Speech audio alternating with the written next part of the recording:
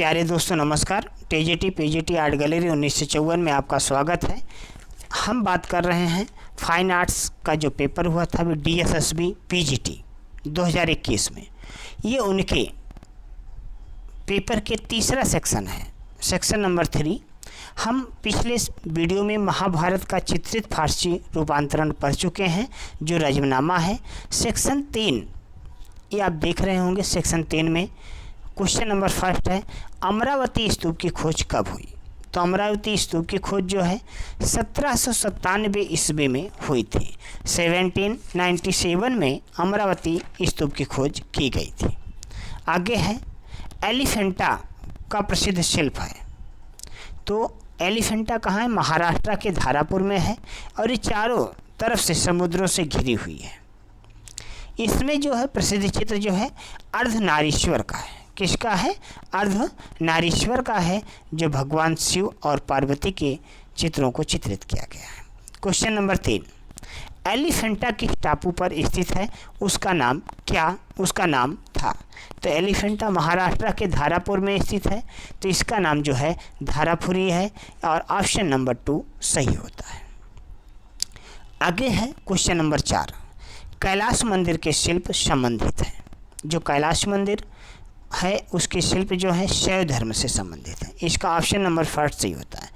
कैलाश मंदिर मिलता कहाँ है? एलोरा महाराष्ट्र के।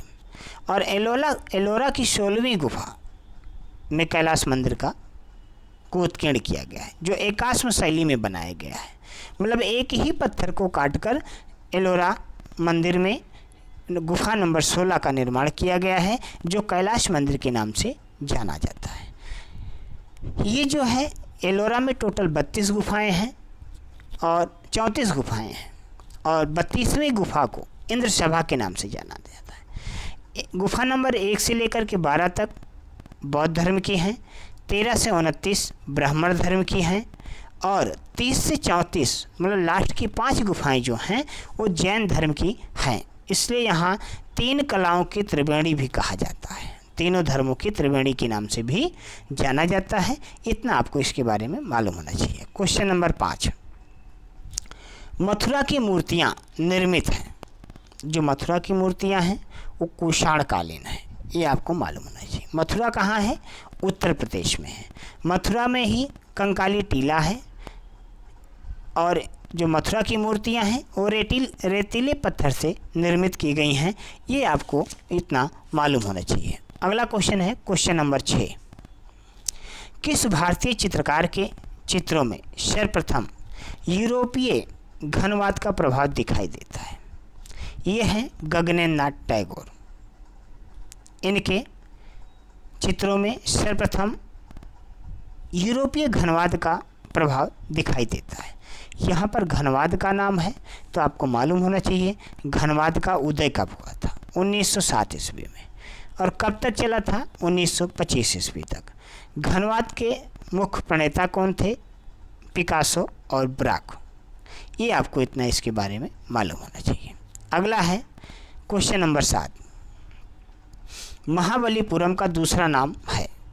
तो महाबलीपुरम जो है ऑप्शन नंबर 2 सही होता है, मामल्लपुरम। ये पल्लव वंश की राजधानी थी और पल्लव वंश के द्वारा महाबलीपुरम के रथ मंदिर का निर्माण कराया गया है। यहाँ पर 5 रथों का निर्माण कराया गया है। वो कौन कौन से हैं आप लोग कमेंट कर सकते हैं। क्वेश्चन नंबर 8, पंच पांडव रथ कहाँ स्थित है? अभी मैं पीछे बताया था महाबलीपुरम में ही 5 रथों का निर्माण कराया गया है। कौन कौन से हैं आप लोग कमेंट करना।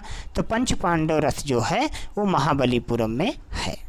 अगला क्वेश्चन आता है आपका क्वेश्चन नंबर 9, कोणार्क का अर्थ है। कोणार्क का अर्थ होता है सूर्य का कोना। सूर्य का कोना। कोणार्क मंदिर है, ये कहाँ पर है? उड़ीसा में। ये आपको मालूम होना चाहिए। क्वेश्चन नंबर 10, शैशनाग वंश की उपलब्ध सबसे प्राचीन प्रतिमा। अजातशत्रु की शैशनाग वंश की उपलब्ध सबसे प्राचीन प्रतिमा अजातशत्रु की मूर्ति को किस नाम से जाना जाता है? क्वेश्चन को ध्यान से सुनना है, पढ़ना है, एक एक उत्तर को याद रखना है। परखम के यक्ष के नाम से जानी जाती है। किसके नाम से? परखम के यक्ष के नाम से जानी जाती है। क्वेश्चन नंबर आपका 11 है, भरहुत स्तूप की खोज किसने की? भरहुत स्तूप की बात है यहाँ पर। तो भरहुत स्तूप अलेक्जेंडर कानिंघम के द्वारा की गई थी। इसका ऑप्शन नंबर 2 सही होता है। अगला क्वेश्चन है क्वेश्चन नंबर 12, कोणार्क सूर्य मंदिर में अंकित 7 घोड़े प्रतीक हैं। कितने दिन के? दिन के प्रतीक हैं, क्योंकि 7 दिन होता है। तो जो कोणार्क सूर्य मंदिर में 7 घोड़ों को चित्रित मतलब बनाया गया, उत्कीर्ण किया गया है, वो 7 दिनों के प्रतीक हैं, मतलब दिन के। ये आपको क्वेश्चन बिल्कुल क्लियर है। कभी कभी पूछ लेता है कोणार्क मंदिर में कितने घोड़ों को उत्कीर्ण किया गया है, तो ये भी आपको क्लियर हो जाना चाहिए अब कि यहाँ पर टोटल 7 घोड़ों को उत्कीर्ण किया गया है। क्वेश्चन नंबर 13, कंप्यूटर ग्राफिक्स में शामिल है क्या? ड्राइंग भी होती है, फोटोग्राफी भी होती है, एनिमेशन भी होती है। इसका मतलब ये हुआ अन्य सभी विकल्प सही हैं, क्योंकि ग्राफिक, कंप्यूटर ग्राफिक में ड्राइंग भी कर सकते हैं आप, फोटोग्राफी का भी काम कर सकते हैं, और एनिमेशन का काम भी जो है कंप्यूटर ग्राफिक्स के माध्यम से किया जाता है। तो आपका ऑप्शन नंबर 3 सही होता है, अन्य सभी विकल्प सही है। क्वेश्चन नंबर 14, मथुरा से बौद्ध धर्म के अतिरिक्त किस प्रकार की अन्य मूर्तियाँ प्राप्त हुई हैं? मथुरा में मुख्य रूप से बौद्ध धर्म के ऊपर मूर्तियों का उत्कीर्ण किया गया था। फिर भी इसके बाद भी वैष्णव, जैन और शैव धर्म की मूर्तियां वहां प्राप्त होती हैं। अन्य सभी विकल्प सही हैं, मतलब ऑप्शन नंबर 1 आपका सही होता है। क्वेश्चन नंबर 15, नटराज की मूर्ति इस मुद्रा में है, किस मुद्रा में है? नटराज की मूर्ति जो है नृत्य करती हुई मुद्रा में है, मतलब टांडो की मुद्रा में है, टांडो नृत्य। ये ऑप्शन नंबर आपका फर्स्ट सही होता है। चलिए क्वेश्चन नंबर 16, कैलाश पर्वत को उठाता हुआ रावण मूर्ति किस मूर्ति शिल्प कहाँ स्थित है? ये क्वेश्चन मैं देख रहा हूँ कई पेपरों में लगातार उठता है। कैलाश पर्वत को उठाता हुआ रावण मूर्ति शिल्प कहाँ स्थित है? तो एलोरा में है। एलोरा कहाँ है? महाराष्ट्र में है। इसका पुराना नाम क्या था? बेरुल। ये आपको इतना मालूम होना चाहिए। और अगला क्वेश्चन है हमारा क्वेश्चन नंबर 17, सिंधु सभ्यता का तांबे का हंस किस स्थान से प्राप्त हुआ है? तांबे के हंस की बात हो रही है यहाँ पर, तो ये लोथल से प्राप्त हुआ है। लोथल कहाँ है? गुजरात में। और गुजरात कहाँ है? भारत में। इतना आपको मालूम होना चाहिए। अगला क्वेश्चन हमारा है क्वेश्चन नंबर 18, कोणार्क का सूर्य मंदिर किस काल में निर्मित हुआ? तो कोणार्क का जो सूर्य मंदिर है, कोणार्क का अर्थ क्या होता है? अभी हम लोग पढ़े थे, सूर्य का कोना। और ये कहाँ है? उड़ीसा में है। उड़ीसा में किसका शासनकाल रहा है? कलिंग का। तो कोणार्क का जो सूर्य मंदिर है वो कलिंग काल में इसका निर्माण हुआ था, इसलिए यहाँ पर इसका ऑप्शन नंबर 3 सही होता है, कलिंग। क्वेश्चन नंबर 19, किस कला में सर्वप्रथम बुद्ध की मानव मूर्तियाँ गढ़ी गई? किस कला में सर्वप्रथम बुद्ध की मानव मूर्तियाँ गढ़ी गई? तो ये जो है आपकी मथुरा कला है। मथुरा कला में बुद्ध की सर्वप्रथम मूर्तियों को गढ़ा गया था, जिनको मानव के रूप में चित्रित किया गया है।